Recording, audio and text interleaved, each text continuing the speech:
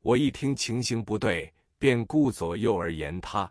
那位朝籍病家就说，现在傅小安的市府开支全靠沪西的红、黄、蓝、白、黑。所谓红是红丸，黄是黄色燕舞，蓝是赌场，白是白粉，黑是鸦片。这5种收入每月直线上升，为数极为可观。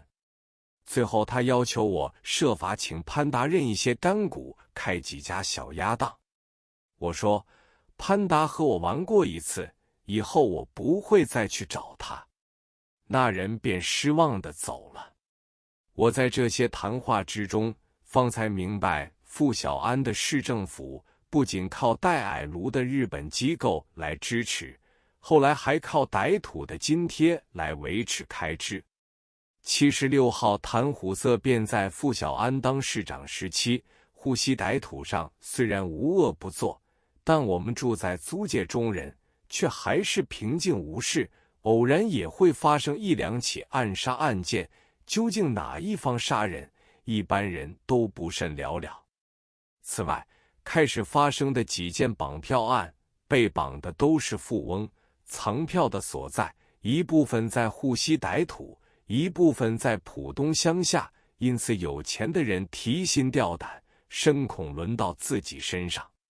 一天，报纸上爆出了一件大新闻，说是静安4路今南京西路与大西路交界的租界闸口，警察防守岗位见到有几辆汽车由歹土方面开来，防守的警察照例命令车辆停止，上车检查。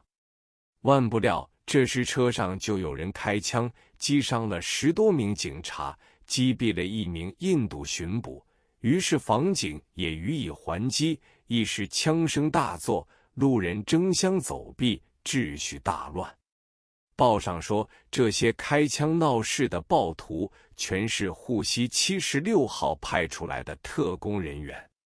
汪伪特工总部所在地吉斯菲尔路76号，今万航渡路435号。当时我们不知道什么叫做76号，就由这一事件开始，上海人才知道有这样一个76号机关。报纸上还说明，设在吉斯菲尔路今万航渡路76号一间大洋房中，是敌方的特务机构。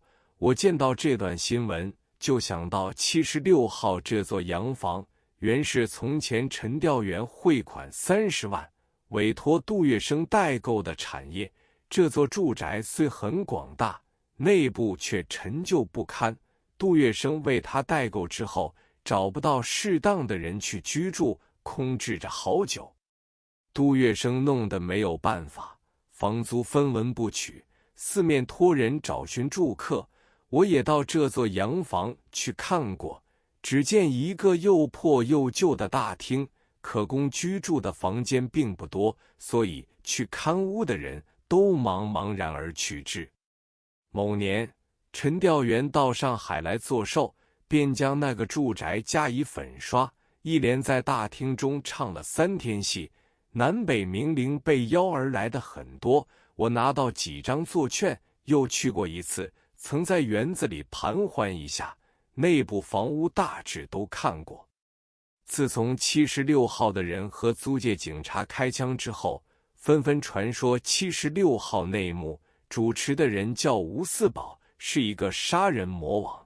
提起这人，大家都谈虎色变。我起初并不知道这人是何等人物。杀人魔王间请出诊，后来有一天，我诊务刚毕，家中约了2位广告界老友，一个是郑耀南，一个是陆守伦。大家正商讨晚上到哪里去吃一顿晚餐，突然有人拍门，进来的是一个彪形大汉，说是要请医生出诊。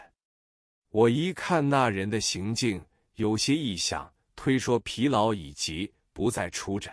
而且那时节刚发生过一件绑票案，国医工会印过一张出诊的保单，凡是不相识的人请出诊，一定要有铺保。我便把这个规矩告诉那人，那人便说：“陈医生，你怎么不认识我？”我是从前世界书局牌子工头金阿六。我仔细端详一会儿，觉得依稀面熟，因为多年前我著的《中国药学大词典》版权是卖给世界书局的，在排印期间，我常到大连湾路、金大连路世界书局编辑部去做修正和编排工作，所以这人认识我。他还背出书局中许多人的名字，说是董事长沈之芳、总经理陆高义等，历历如数家珍。因为这个关系，我倒不好意思言辞拒绝。交谈之时，他忽然说出：“现在请你出诊的人是吴四宝。”我问：“是不是76号的吴四宝？”他说：“正是。”我当堂就发呆了。他说：“吴四宝说和你很熟，你怎么想不起来？”我说：“我向来不认识吴四宝，何以说和我很熟？”他说：“四宝就是沈之芳从前的汽车司机。”我连声说：“不认识，不认识。”他接着又说：“四宝在为难时，是你为他的老母诊病的，所以四宝一定要请你去一趟。”当时在旁的郑耀南听到吴四宝3字，面孔立时变色。陆守伦听见这个大名，比较镇定，为我婉转地说了许多话，那人面色就有些不好看起来。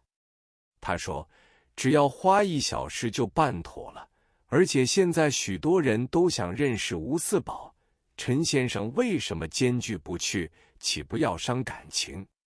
这般相持了很久，那个金阿六就打电话给吴四宝，吴四宝亲自对我说：“现在有一个要紧的人有病，必须你走一次，包接包送，绝不为难你。”我答复他：“我们2人多年不见，你的声音我不记得，是真是假，叫我怎能相信？”